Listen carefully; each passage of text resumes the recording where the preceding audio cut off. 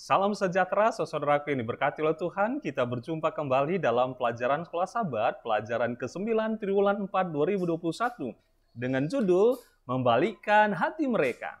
Sebelum kita akan melanjutkan pelajaran kita, mari kita awali dengan berdoa. Bapa di surga, terima kasih buat kebaikan Tuhan. Kami akan belajar firman-Mu melalui pelajaran Sekolah Sabat, pelajaran ke-9. Tuhanlah yang memberkati dan menolong kami. Dalam nama Yesus kami berdoa. Amin. Sebagai ayat hafalan kita di dalam pelajaran ke-9 ini tertulis dalam Ulangan 4 ayat 29, dan baru di sana engkau mencari Tuhan Allahmu dan menemukannya asalkan engkau menanyakan Dia dengan segenap hatimu. Saudara-saudaraku yang diberkati oleh Tuhan Yesus Kristus, yang menjadi garis besar pelajaran kita sepanjang pelajaran 9 ini adalah yang pertama pandangan umum, lalu yang kedua tema-tema pelajaran terdiri dari mencari Tuhan, pengampunan Tuhan, kembali, penggenapan nubuatan. Lalu yang ketiga, aplikasi bagi kehidupan kita. Kita mulai yang pertama, pandangan umum. Ya.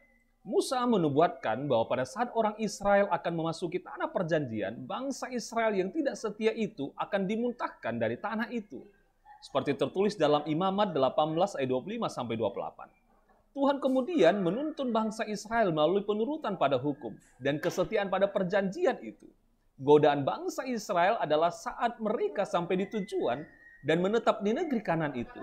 Mereka lupa untuk berhati-hati sehingga sedikit demi sedikit mereka kehilangan hubungan dengan Tuhan dan tuntunan akan hukumnya. Pikiran orang Israel dengan tibanya mereka di tempat tujuan, maka mereka bisa bebas melakukan apa saja tanpa menghiraukan Tuhan dan hukumnya dan membiarkan diri mereka tertibu oleh nabi palsu mereka yang memberikan ilusi kedamaian. Seperti tertulis dalam Yeremia 6:14. Katanya, damai sejahtera, tetapi tidak ada damai sejahtera. Kemudian muncul Nabi Yeremia mendorong mereka untuk bangun dan bertobat. Tanyakanlah jalan-jalan yang dahulu kala. Yeremia 6:16. Ada ironi dalam pemikiran Alkitab tentang pertobatan. Maju berarti mundur. Kita masuk ke pelajaran yang kedua, yaitu tema pelajaran. Oleh karena itu, di depan pintu negeri itu, Musa mengulangi peringatannya antara lain. Fakta bahwa Tuhan membawa orang Israel ke Kanaan tidak berarti bahwa mereka akan tinggal di tanah itu selamanya. Bahwa Musa melihat potensi kegagalan Israel dan pembuangan mereka di masa depan, sehingga dia ingin meyakinkan mereka. Ketika mereka tersesat dan berada dalam kesusahan, akibat penghakiman, maka orang Israel harus mencari Tuhan untuk mendapatkan pengampunan, agar mereka kembali ke jalan yang benar bersama Tuhan. Seperti di jalan-jalan dahulu kala, dan supaya Tuhan dapat membawa mereka kembali ke negeri itu. Saudara-saudaraku ini diberkati oleh Tuhan. Kita masuk ke pelajaran mencari Tuhan. Langkah pertama, jalan-jalan dahulu kala, berjalan dengan Tuhan, ini terjadi pada situasi sulit. Karena saat dalam situasi sulit dan tanpa pengharapan, mereka memahami ini terjadi akibat dari ketidaksetiaan dan penyembahan berhala mereka. Solusi satu-satunya keluar dari kesusahan adalah berbalik kepada Tuhan dengan segenap hatimu, seperti tertulis dalam Ulangan 4 ayat 29. Karena Tuhan selalu siap menerima umatnya, dan itulah ajakan utama dari Musa meyakinkan bangsanya tentang kesiapan umat untuk menerima adalah gambaran kasih dan pemikirannya yang mendalam. Bahasa Ibrani miyeten itu diterjemahkan adalah ungkapan idiomatik yang secara harfiah berarti siapa yang akan memberi atau siapa yang akan mewujudkan, yang sering digunakan untuk memperkenalkan keinginan yang mendalam, semacam pertanyaan teoritis untuk menghasilkan hal yang tidak mungkin sebenarnya bisa terjadi. Dan Tuhan pun berharap dalam lubuk hatinya yang paling dalam agar kiranya hati mereka selalu begitu, yakni takut akan Daku. Seperti tertulis dalam Ulangan 5 ayat 29. Dengan mengungkapkan keinginan terdalam dari hati Tuhan dengan menunjukkan karakternya yang baik dan kasihnya bagi mereka, Musa mendorong umatnya untuk mencari Tuhan dan bertobat. Namun persoalan bagi orang Israel adalah mereka menyadari beratnya dosa mereka, karena itu mereka takut untuk datang kepada hakim ilahi yang baru saja menghancurkan mereka. Sesungguhnya, kasus Ayub telah menggambarkan dengan sempurna proses misterius itu, serta mengakui tangan Tuhan yang berat kepadanya. Ayub membuat pengakuan iman yang luar biasa. Meskipun dia membunuhku, namun aku akan percaya kepadanya. Tertulis dalam Ayub 13:5. Ayub tahu bahwa Tuhan adalah satu-satunya jalan keluar dari kondisi tragisnya. Kita masuk kepada ajaran yang kedua, pengampunan Tuhan. Karakter Tuhan yang penuh belas kasihan sehingga orang Israel diampuni, dan itu bukan karena jasa mereka. Tidak ada alasan pengampunan dari Tuhan, namun Ia selalu mengampuni mereka dengan cara yang sangat luar biasa. Untuk membuktikan hal ini, Musa mengingatkan mereka bagaimana Tuhan menyelamatkan orang Israel dan bagaimana mereka dapat hidup di hadapannya dan terlepas dari sifat berdosa. Seperti tertulis dalam Ulangan 5 ayat 24 dan 25. Bahwa di pasal sebelumnya, Musa menggunakan mendengarkan suara ilahi. Bahwa di pasal sebelumnya, Musa menggunakan alasan yang sama. Pernahkah suatu bangsa mendengar suara ilahi seperti yang kau dengar tentang hidup? Ulangan 4 ayat 33. Keyakinan akan kasih karunia Tuhan yang akan menolong orang Israel untuk berarti mendekatinya terlepas dari sifat keberdosaan mereka.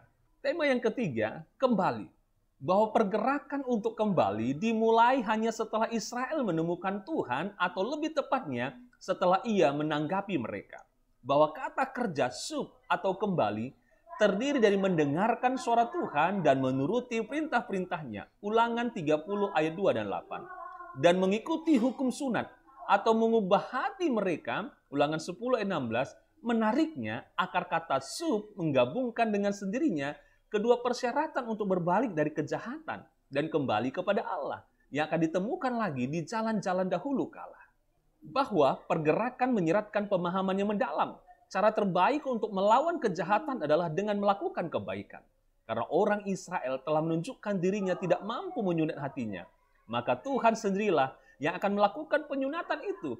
Seperti tertulis dalam Ulangan 30 ayat 6. Dialah yang akan mengubah hati umatnya, dan dengan demikian menciptakan kondisi bagi mereka untuk berpaling kepadanya, mendengar suaranya dan menurutinya dengan segenap hatimu dan segenap jiwamu. Ulangan 30 ayat 2. Ini adalah pertobatan yang mendalam dan pertobatan yang menyeluruh yang menuntun pada sukacita dalam Tuhan. Seperti firman Tuhan katakan Ulangan 30 ayat 9. Sebab Tuhan Allahmu akan bergirang kembali karena engkau dalam keberuntunganmu, seperti Ia bergirang karena nenek moyangmu dahulu. Bagian-bagian dari kitab Ulangan ini akan mengilhami pekabaran dari para nabi terakhir bahwa orang Israel tidak mampu untuk bertobat dengan sendirinya. Seperti terus dalam Yeremia 4:22, Yeremia 13 ayat 23 maupun Hosea 5 ayat 4. Kita masuk ke tema yang keempat, penggenapan nubuatan. Bahwa nubuatan tentang Mesias adalah merujuk pada kedatangan Yesus Kristus. Penjelmaan Tuhan dan diri Yesus yang akan turun untuk memulai pergerakan pekabaran pertobatan yang akan membawa perjanjian baru di dalam hati umatnya. Hanya salib yang adalah manifestasi kuasa Allah, seperti Kolose 2:12, melalui kasih karunia yang tidak mungkin menjadi mungkin. Keinginan Tuhan yang tersirat dalam ungkapan idiomatik miyeten kemudian akan terpenuhi. Bahwa hanya oleh turunnya Tuhan ke dalam hati kita atau ke dalam lingkungan kita yang akan memungkinkan terjadinya mukjizat penyunatan hati seperti yang dijelaskan Paulus dalam Kolose 2:11. Dalam Dia kamu telah disunat, bukan dengan sunat yang dilakukan oleh manusia, tetapi dengan sunat Kristus yang terdiri dari penanggalan akan tubuh yang berdosa. Saudara-saudaraku diberkati oleh Tuhan, kita tiba kepada aplikasi kehidupan dari pelajaran ke-9 ini. Uji pertobatan sejati Anda. Ingatlah kisah-kisah pengalaman pertobatan Anda. Berapa kali Anda meminta maaf kepada seseorang yang Anda sakiti dan menjelaskan alasan mengapa Anda bersikap seperti itu. Ketika Anda mengatakan maaf, apakah Anda menambahkan tetapi menuduh orang yang Anda sakiti? Yang kedua, uji pencarian Anda kepada Allah. Diskusikanlah nasihat pedagogis berikut ini. Jika Anda mencari dan tidak menemukan, Anda tidak akan percaya. Jika Anda tidak mencari dan Anda menemukan, Anda tidak akan percaya. Hanya jika Anda mencari dan Anda menemukan, Anda akan percaya. Bagaimana observasi paradoks ini berlaku untuk pengalaman mencari dan menemukan Allah. Seberapa besarkah itu terjadi? Mengapa beberapa orang tampaknya menemukan Allah ketika mencarinya, sementara yang lain tampaknya menemukannya meskipun mereka tidak mencarinya. Kiranya Tuhan Yesus memberkati kita dan kita bertumbuh melalui pelajaran sekolah sahabat kita hari demi hari. Mari kita akhiri dengan berdoa. Terima kasih Bapa untuk berkat-Mu. Kiranya kasih Allah tercurah bagi kami sekalian. Bagi seluruh pemirsa yang mengikuti program ini, kami bertumbuh di dalam iman percaya. Terpujilah Tuhan, dalam nama Yesus kami berdoa. Amin. Terima kasih saudaraku yang diberkati oleh Tuhan. Tetap bersama dalam program Belajar Sekolah Sahabat setiap hari. Kita akan kembali bertemu untuk pelajaran Sekolah Sahabat, pelajaran yang ke-10. Tuhan Yesus memberkati kita sekalian.